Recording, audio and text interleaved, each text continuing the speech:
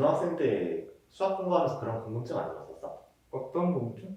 우리가 고등학교를 딱 들어가면은 제일 먼저 배우는 게 당시 나눗셈이잖아. 음. 그런데 결국에 인수분해를 통해서 나눗셈을 많이 하기도 하고 그런 면에서 봤을 때 그냥 중학교에서 배웠던 소인수분해를 통한 나눗셈 약간 이런 거 결국 비슷하지 않을까라는 생각이 난 많이 들었거든.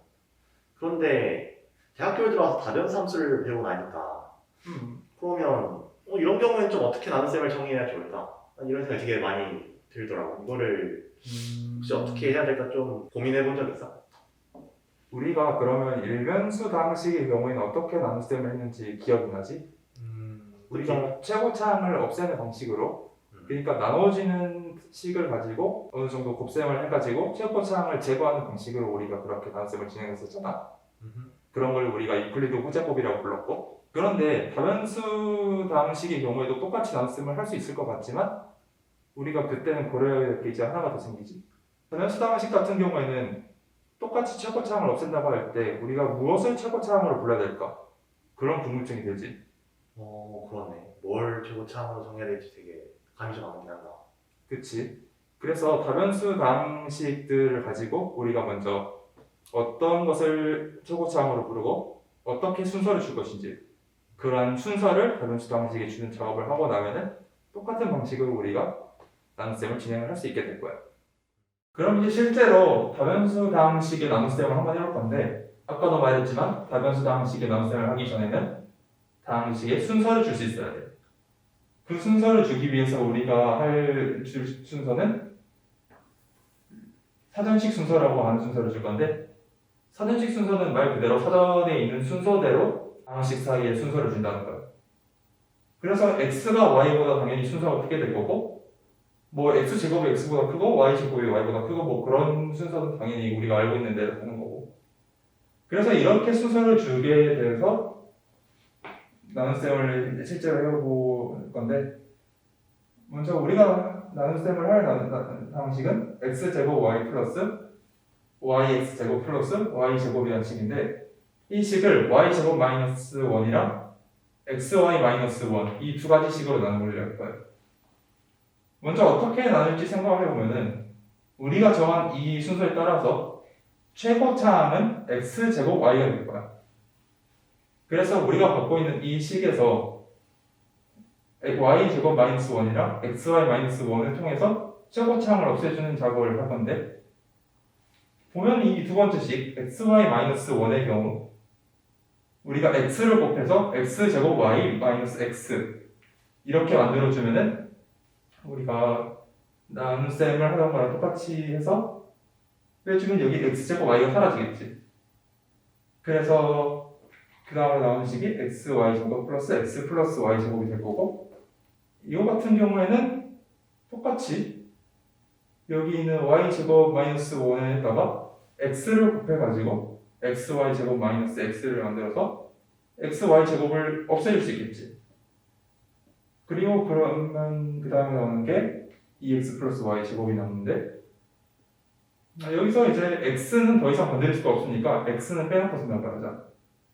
그럼 그 다음으로 y를 어떻게 없앨지 생각을 해볼 수가 있는데, y제곱은 y제곱 마이너스 1으로 이렇게 한 번 더 빼줄 수 있겠지. 그러면 결국 우리가 마지막에 얻게 되는 게 2x 플러스 1이라는 식이 나오게 되고, 2x 플러스 1이라는 식은 이 y제곱 마이너스 1 그리고 xy 마이너스 1이라는 두 식으로도 나눌 수가 없으니까 결국 우리가 원하던 이 나눗셈의 나머지가 되는 거예요. 그러면 다음 시간에 첫째 우선순위만 잘 정해주면 그냥 다변수함수의 나눗셈도 우리가 고등학교 때 배웠던 방식으로 똑같이 하면 되는 건가? 그치? 딱히 다른 건 없어. 근데 방식이 다변수가 될 경우에 이제 조금 문제가 발생해. 무슨 문제? 일변수 방식의 나눗셈의 경우에는 이런 문제가 없었거든. 예를 들어서 여러 식을 가지고 나눗셈을 한다고 하자. 그럴 때 일변수 방식의 경우에는 어떤 거를 먼저 하든 어떤 거를 나중에 하든 그런 거는 크게 문제가 되지 않았어. 결과적 다시 말해서 나머지가 똑같았단 소리야. 어떻게 나누든 간에. 그런데 다변수 방식의 경우에는 나눗셈을 우리가 어떤 순서로 하는지에 따라서, 그러니까 첫 번째 식으로 나누는지 두 번째 식으로 나누는지 그 식의 순서가 바뀌는지, 그러한 식의 나누는 순서에 따라서 나눗셈의 결과가 달라지게 돼. 어떤 경우에는 나눠 떨어지기도 하고 어떤 경우에는 나눠 떨어지지 않기도 한다는 거지. 똑같은 식들로 나눴음에도 불구하고. 그런 경우가 있구나.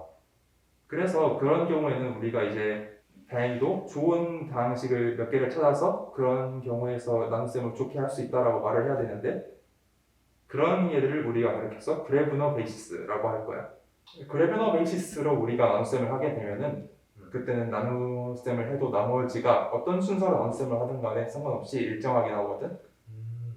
그래서 우리가 그런 예들을 가지고 있으면은 다항식을 그 식들의 곱을 가지고 우리가 표현을 할 수 있게 되고, 그럴 경우에 그 식의 표현이 유일하게 되지. 그래서 우리가 실제로 여러 가지 문제를 다룰 때 어떤 다항식이 주어지면은 그 다항식을 표현할 수 있는 그래브너 기저를 찾아서 그 그래브너 기저로 그 다항식을 쪼개서 표현하는 방법을 우리가 많이 찾으려고 노력을 해.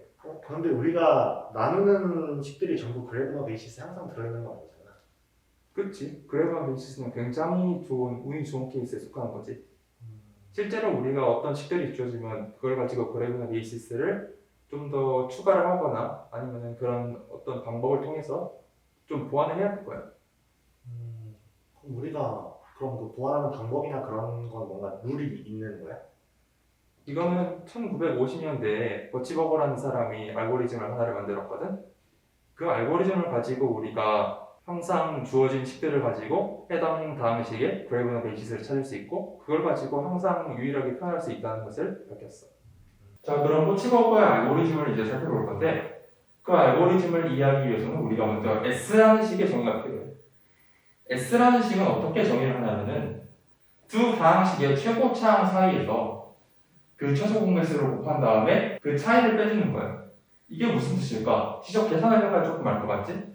자, 여기 한번 계산해봤어. S, x세제곱 y랑 y 플러스 y제곱, 그 다음에 2xy 제곱이랑 마이너스 xy, 이렇게 두 개의 방식이 있는데, 이 두 개의 방식의 최고차항을 빼준단 말이 무슨 소리일까? 먼저 각각의 최고차항을 구해보자. 먼저 사전식 순서를 주면 될 거야. 그러면은 각각의 최고차항은 x세제곱 y랑 2xy 제곱이 되겠지. 자, 그러면 이 최고차항을 서로 소거를 해주고 싶은데 어떻게 한다면은 최소 공배수로 곱해준다고 했어. 이 최소 공배수는 상수는 제외하고 생각을 하면은 x세제곱 y제곱이라는 수가 될 거야. 그러면 이거를 각각 곱해줘가지고 각각 최고차항들로 나눠준 다음에 각각의 식에다가 곱해주면은 최고차항을 없앨 수 있겠지? 그래서 이걸 계산하고 나면은 최고차항을 제거하고 남은 식이 xy 세제곱 플러스 2분의 1 x세제곱 y가 되는 거야. 자, 그래서 버치버거가 한 게 뭔지 한번 살펴볼까? 버치버거가 발견한 거는 G1부터 GS까지의 식들이 그래브너 베이시스를 이루는 거랑 필요 충분 조건이 바로 아까 우리가 구한 식 SGIGJ가 모든 I랑 J에 대해서 G1부터 GS까지의 식대로 다 나눠 떨어진다는 거야. 이 두 가지 명제가 동심을 밝힌 버치버거의 아이디어를 통해서 우리가 그래브너 베이시스를 새로 만들 수가 있어.